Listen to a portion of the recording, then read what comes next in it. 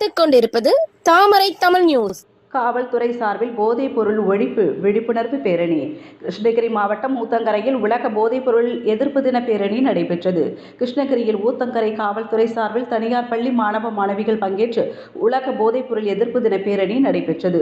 ஊத்தங்கரை 4 முனை சந்திப்பில் துவங்கிய இப்பேரணியை ஊத்தங்கரை டிஎஸ்பி பார்த்திபன் கொடியசைத்து தொடங்கி வைத்தார்.